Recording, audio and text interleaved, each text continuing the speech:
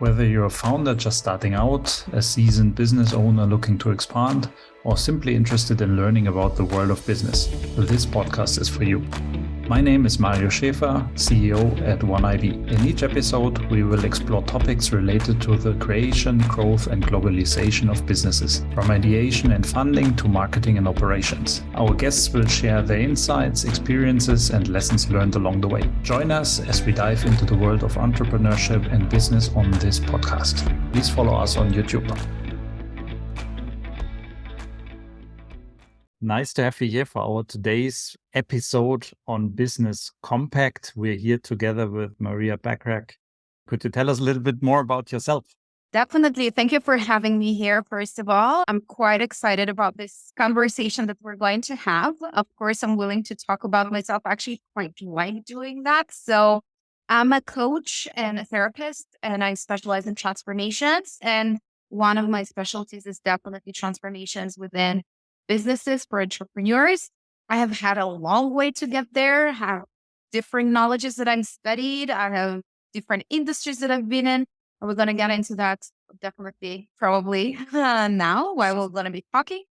But that's what I do. I coach people how to create those amazing transformations that lead them to actually get the life that they want and not just the life that they kind of say, okay, to.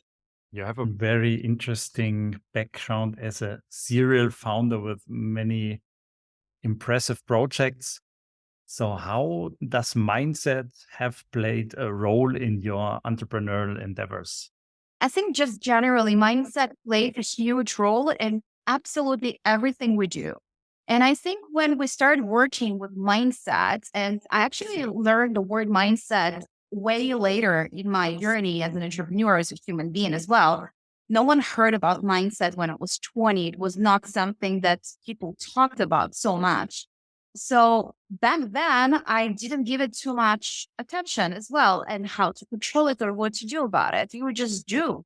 The moment I realized how it works and what it is and how it affects my entrepreneurship, how it affects my journey to get from where I want, I actually started paying attention a little bit towards that.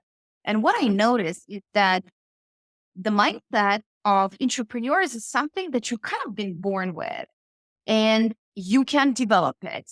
It's very difficult to have a mindset of entrepreneurs suddenly because actually the mindset for wanting more and creating more and being curious and having this creativity comes from normal features of curiosity and not being able to be satisfied with what you see.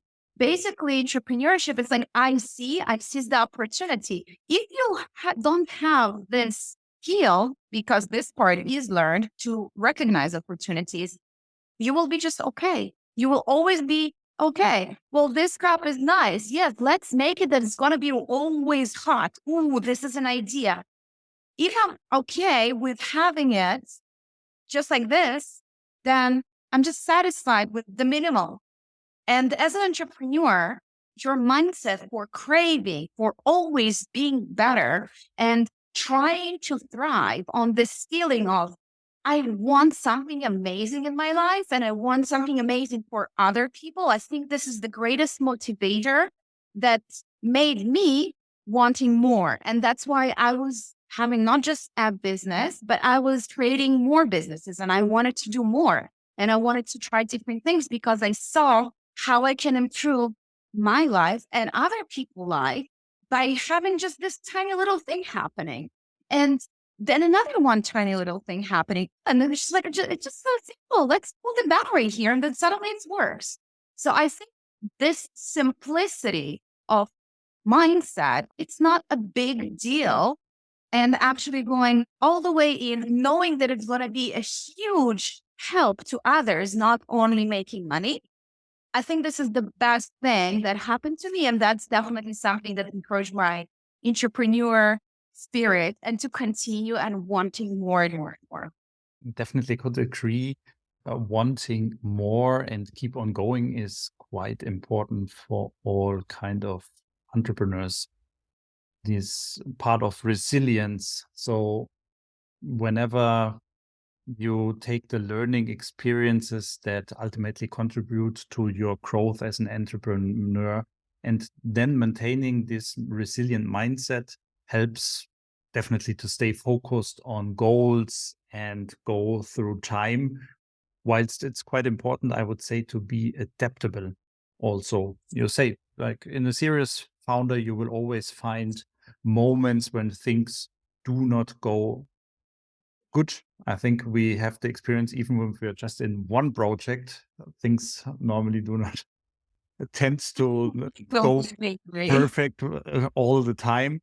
Whilst if you're a serious founder, I think you also normalize that things can go wrong, and then you have to adapt, you have to learn, you have to validate and get back on track. And basically, whenever you have this big picture, this vision, and you have a certain approach or affinity to risk taking, this helps in order to bring you back on track, and then keep on being resilient in order to fight for your goals, and with this resilience also achieve your results. Not just that, if I may add on top of what you're saying, I believe that things are probably not going to go as you plan. Like this assumption keeps you much stronger and resilient because there is no effect of surprise. Eliminate this, oh my God, what should I do now? I wasn't planning for that.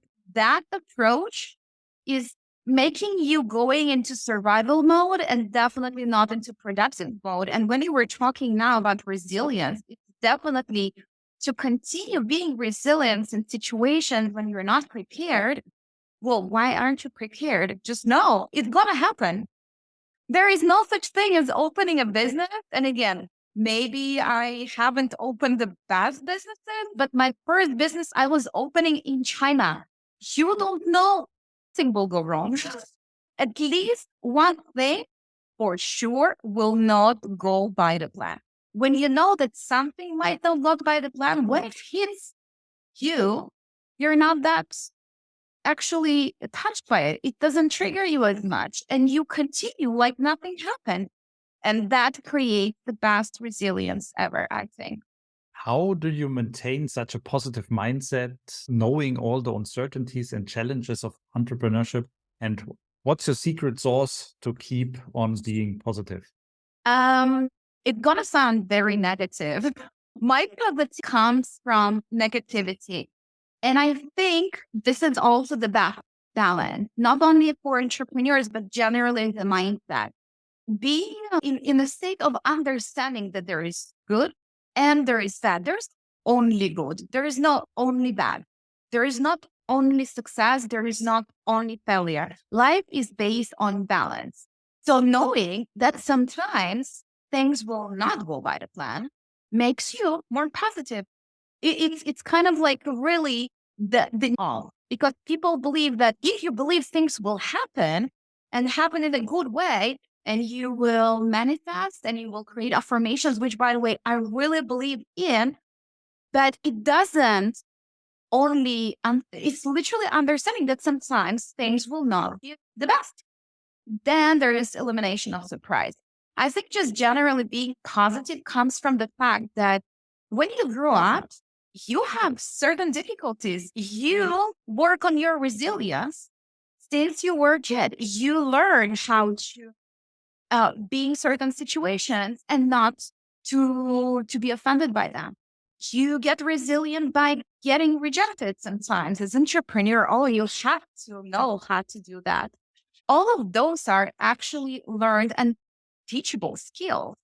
How to create this mindset that you understand not only consciously, but also subconsciously that you're in control. And the moment you know that, it creates resilience, it creates positive outlook, it creates a very productive environment, it creates definitely practical set of skills and behaviors that will lead you to success. And not just say, I believe in La La Land and unicorns and everything is gonna be fine and beautiful. Well, maybe, but I'm a very practical person. So I prefer to look at the picture, the whole picture, and still to focus on the good while not negating the negative. And that's what keeps me positive, not negating, not being like, no, nothing will happen. No, it will happen. Things are going to be difficult, but I'm going to make fun of it. Things are going to be just probably going to work it out. Things are going to be absolutely unknown. That there are going to be some mishaps for sure. Isn't it a part of the journey? Oh, we're going to lose some money sometimes. Well, yes, of course. That's what I've been saving for. I mean, like, this money is in order to invest. I might as well enjoy it because I know I'm going to lose it. It's just this or going to restaurants. Well, I prefer for this because this is actually going to make me and the world a better place. So that's what keeps me motivated and positive, I think. I think it's also easier to continue being positive when you have other sets of skills. Like, you probably have some other reasons to keep your positivity, right? I liked what you said about you're in control. This is a strong statement, I would say, to get this mindset of acknowledging that despite all the problems you might face, that you're still in control on your decision that you might take. I think mindfulness is a term which is, let's say, some kind of overused these times, whilst it certainly helps in these situations to take a step back, to breathe, to analyze the situation and to see what are the options. In German, we have a saying that say the soup is not eaten as hot as it is cooked. So sometimes even problems, whenever you just take a step back, they might, of course, disappear or getting smaller. And sometimes it also helps to get out of the setting, to take a short walk, to make your brain work in a different way for a couple of minutes, and then perhaps your solutions come directly to you. And what always helped me is to, first of all, acknowledge that there is some kind of challenge, then to find some kind of access to it. And first of all, what is a big source of positivity is the support network you're creating. As an entrepreneur, we have to learn to be some kind of outward persons, to connect to our surroundings. And there can be a lot of support if you surround yourself with the right persons. You can receive a lot of support in challenging situations out of this support group. These are points that are quite important to myself in order to stay positive. Very true. Especially, I think, if you surround yourself with people that have this mindset of not dragging you down and not saying how things are difficult, then it's definitely going to even make your positivity much stronger. They will accelerate you and your mindset. So I think it's definitely, like you said, the right people, not just people. Definitely the right people. We have, by the way, a saying. I mean, like, when I say we, I'm not sure if it's in Israel or just me and my friend, but we do have a saying that the worst thing you can do when you're excited and like all over the place and you come to your mom for dinner and you take the first sip of the soup, it's when it's too hot and your tongue is getting burned and then you don't feel anything after that. Like, you don't taste any food later. So maybe you should just do a pull before you start jumping into things. Yeah. In your journey, did you come to some pivotal moment where a shift in mindset led to a breakthrough in your business or in your personal growth? Yes, I had a lot of those, to be honest. But I think the first time I discovered to what extent neurolinguistic programming works, and it was definitely, I think it was like 5, 6 years ago when I started using the NLP in my coaching and therapy. And of course, everything that I learned, I was trying on myself. And I think the first time I saw to what extent the difference between conscious and subconscious is. And I will explain. Definitely, I think it was just an enormous breakthrough. I don't know if you ever played any sports or had any kind of relationship like with setting goals. But I remember when anything to do with ball throwing as a kid or aiming or something, people would always say, don't look at the aim, look through the aim. Like, it's like you aim further. You try not to hit the goal, but you try to throw through it. And by doing it, you're gonna exceed your expectations. You're gonna like literally go through the wall. And this is something in your head. And of course, I heard it like since I was a kid and played, any kind of sports or any kind of throwing because this is what I've been taught. I didn't realize to what extent I have the power to control it even more. And when I started, like I said, dealing with NLP and doing coaching and also self coaching, and that I saw not a result in the business. Of course, I saw it straight away in the business because I implemented it straight away in the business, but I saw it in the gym. And it was a rowing machine. The rowing machine. It's really fun. It's very nice. It's comfortable. It's convenient. It works on your body. And I don't remember the numbers, but let's just kind of like throw the numbers. And I was doing, let's say, about 100. I was like, oh, this is really good. Yes, I can do more. And a part of setting goals is, of course, not just to set them, the goals and like continue doing like nothing happened, but that part of your mind is actually like just focus on the goal. You set the goal, you focus on it. Like, you're literally like imagining the numbers change. And this is a very strong, powerful tool of like you actually seeing the nine, or the 7, whatever you want to see. And then your body starting to adjust literally to get to that result. You're like, wait, if I do like this, it goes lower. If I do like this, it goes higher. So you kind of start doing it. And I'm not kidding. I just felt it like, well, I'll try just to get like from 100 to 150. And I started doing it. I was like, continue. Suddenly it goes to 170 and 108. And I'm looking at the numbers and I'm like, wait, 100. Okay. So I started adjusting my expectations. I was like, oh, this is nice. Let's try to go for 200. Again, the numbers are changing. I'm adjusting. I exited now. By the way, I didn't feel any more effort in my body. It was on the same level of easy for me. I got that same day within 15 minutes to 700, like 7 times more than I was doing before. Now, the assumption was crazy to get like, oh, usually I do 100 and someone would tell me do 700. I was going to say, are you crazy? This is 7 times more than what I usually do. The effort that I will need to input is going to be like, I'm not sure even like I will be able to execute it. But here, without any more physical effort, again, it was kind of there, but not like I didn't feel it.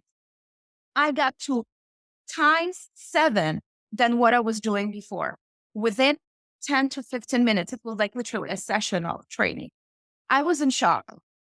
I was in shock because I thought I was already like quite good with goals and knowing my abilities and being able to improve. I love sports. I know my strengths. I always work on increasing it. And still, I was mind blown. I was mind blown to what extent my brain ability control my body abilities. And without any work, like literally, it's not like a process of 2 years, 1 month. I was working on it. No. 10 minutes times 7. Of course, I decided to do. I took this knowledge and information and I implemented how I was doing it in any aspect of my life, including business, of course. Because the moment you understand how much you're in control of your thoughts, your execution, your results, and the only thing you need to do is to have this process worked and trained, and you can do anything, like literally anything. I can get like after like maybe 2 years, I can get to times 70 and all 7. I just like maybe don't really want to, but I can if I want. This is amazing breakthrough for me. And I do teach majority of my clients how to train that ability because this mindset, like you said before, is the best control, is the best in control you can be of the results that you want. It's amazing how our brains work and also the ability we can create whenever we start thinking differently. Also, whenever I started my own company I have been co-founder and involved in some business creations before. And the first years, of course, with this pandemic situation, sometimes felt like this hamster wheel. There's always try to do more. You try to grow. You try to do what you know. And just, I think, it took me 3-4 years to get out of this empirical way of working, to change and see, okay, there must be more, there must be some way to do more out of the business. And I started some courses, took out time to read more, to learn more, and came to some very similar moments whenever you just get some information, and this information you put it in your brain, and then it keeps on working, and it brings you to some kind of nice situations. Sometimes it's even simple ideas, as you said. So it's just like chasing some numbers on the display in the gym brings you to some really high performance. So sometimes you never thought about it. Perhaps you never came to the idea that this could be your trigger to get 7 times or 70 times more. However, so once you have this idea, once you have more ideas to work on, once you know which of these ideas work for you, which of the ideas perhaps doesn't, it's a nice way to grow in entrepreneurship, because ultimately you're your own boss. You decide where to spend your time, where to spend your brain resources. And it's quite essential to keep time free to education, to educate yourself, to keep on learning stuff, to prioritize personal learning. I think there's no professional achievements without personal growth. All these have been very instrumental in growing with my business where I am today. I think all of us, we have experienced some kind of self-doubt, this imposter syndrome whilst we're going as an entrepreneur. What advice do you have for others facing similar challenges whenever they are on their entrepreneurial journey? First of all, to stop using the word imposter syndrome. This is my number one recommendation.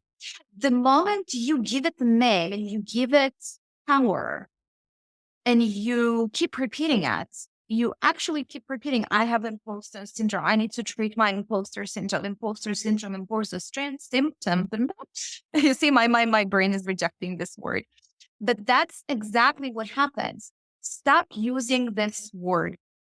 Another thing, and this is how our brain works, the moment you start saying it, I have, I own, I possess a certain quality, or you, like, again, in this situation, you cannot describe yourself as a person, but you create it as your feature, you start actually becoming one. You reinforce having it. You reinforce the power that it has. Now, what I will recommend to do is to break it down. First of all, imposter syndrome is a trendy word and people love it. And the moment people love it, people are going to start also use it more frequently and also overuse it. It's the same as like COVID. You remember, like the moment like there was COVID and someone just going to say, and you go, oh my God, COVID, right? So it creates extra fear and it creates extra resistance when you even think it, I have this, I have this, I have this. Actually, you might have, that's true. I'm not kidding. Out of all of my clients, when they come and they want to deal with impulsive syndrome, about 85% don't have imposter syndrome. They will have a different problem. They will have a different problem, maybe with doubts or some fears, but it's not an imposter syndrome. And it's kind of like easier for our brain to put it all together and not to go deeper. But I will definitely recommend to go deeper. Go deeper and figure out what is that thing that you actually afraid of. Again, sometimes it's consciously, sometimes it's subconsciously, and that's what we do in therapy and coaching. Understand, why are you afraid? Or what kind of behavior you execute when you behave? How do you deal with this? How do you take a step back and actually look on what you feel? What are you feeling? Are you anxious? Are you afraid people are going to laugh at you? Are you afraid that you're not good enough? Are you afraid that this is maybe not your even niche that you need to work in? Are you afraid about certain decision-making process? There is like a lot of doubts we do have, but imposter syndrome doesn't necessarily is the thing. Eliminate the word, go down and understand the fears, and then work through them. And I will give a small tip for anyone, because we all have it, like on certain level, in some situation, in the beginning, in the middle, in the process. when we make changes, especially in transformations, and especially when a lot of not necessarily money involved, but when there is a risk of losing something that we actually enjoy, ask yourself a question of how do you feel? I'm afraid. Usually it's going to be afraid. I'm afraid that I will fail. I'm afraid that I don't have enough knowledge to execute this job. I'm afraid that I might not make enough money to cover the expenses. I might be afraid, and so on. Just take the whole sentence, make it. Don't be afraid to put the fear out there. Saying it out loud reduces it. Now, we want to reduce the focus on it from it. And to take you, remember, I said, like, how am I so positive? I actually see the negative. I cannot ignore it. There is no need to ignore it. So I will actually say, I'm a little bit afraid. Yes, I'm a bit afraid. I'm a bit afraid that maybe people will not sign up for my new course. I'm a bit afraid that maybe this course will not be exactly what they want. I'm a bit afraid. And yes, because we all have those ones. And then I will add another side of that sentence. We're going to say, because but erases and negates completely in our head and our subconscious specifically everything we just said. So the moment you say but, first part of the sentence doesn't really exist. Your brain will completely erase it. So by saying it, you actually connect to acknowledging it. By saying but, you're straight away moving it like into, I don't need it anymore. This sentence is absolutely like BS and I don't need to focus on it. And then after that, I will say, and I'm still going to do that. I'm still going to take this step. I'm still going to do this course. I'm still going to decide. I'm still going to open this business. I'm still going to do that. And then I'm going to add another thing just to calm my subconscious a little bit more. And this part is quite crucial. A lot of people forget about that part. I will say how I will do that. Because our subconscious thinks like, oh my God, I have not enough money. Oh my God, I have not enough knowledge. Oh my God, like he's actually freaking out like a little kid and I need to calm him down a little bit. So I will tell him like, don't worry, I got it covered. I will do it by doing a little bit more research about what my clients need. I will do it by actually doing a research about what exactly I want. I will do a little bit more capital investment. I will do a little bit better marketing to get the best outcomes. So by doing that, I'm calming him down. And that's going to bring to the best result to solve any doubts, any fears, including imposter syndrome. So if you ever going to have that, say it out loud. Yes, I'm a little bit afraid that, but I'm still going to do that. And I just need to execute such and such in order for it to work. This full sentence will make this imposter syndrome almost disappear. And if not, it means it sits really, really deep. The fear is very, very deep. And then, yes, therapy with me definitely going to solve the problem. Great growth keeps us out of our comfort zone. And I believe, as you said, can bring up a lot of fears, as by nature we love to have certainty and some kind of predictability, whilst this growth as an entrepreneur, as a person, as a business owner keeps us out of the comfort zone. Also from my own experience, have gone through some moments, and what I helped myself has been these conscious moments to look back at the last half an hour and to evaluate, have I been more thinking on my fears or have I been thinking about my dreams and goals? And then ultimately, sometimes it helped me to make it tangible. So whenever I felt a fear of not being able to achieve something, to write down a constructive list of 10 points to say, okay, what do I have to learn? What do I have to do in order to really do it something very tangible? Take a piece of paper and say, okay, I'm here. I want to be there. I'm afraid. I think I'm not capable of doing it. What do I need to learn? What do I need to do in order to achieve it? And then once it's written on paper, then it's some kind of objective. And then it's much better to work with these points instead of just keeping it intangible and just being afraid of something very big in the future, which you cannot control in the here and now. Cognitive behavior of writing things down is going to lock it and going to create an execution plan. So it's two birds in one stone. Cognitive connected to brain and execution plan. So you and your subconscious are completely calm and know that you got it. The plan. Up to now, we have been talking mostly about ourselves, about our mindset. Once we come to entrepreneurial growth, at some point, we might have a team. How do you see mindset in relation to leadership in the intersection of entrepreneurship? That's an interesting question. I have worked, I haven't spoke too much about my entrepreneurship and the steps that I have been taking.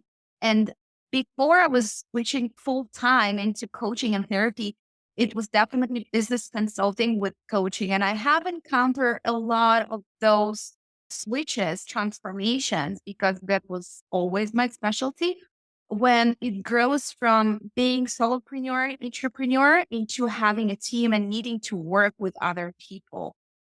And definitely what I think, and again, we can talk about it a little bit more because there's like so many depth that we can talk about it, is that you have to switch mindsets. You have to continue and being a one person show when you have a company doesn't work. And when it does, it creates a lot of problems between people, communication, execution, expectation, results, potentials, planning. There's everything eventually evolves when you're with other people.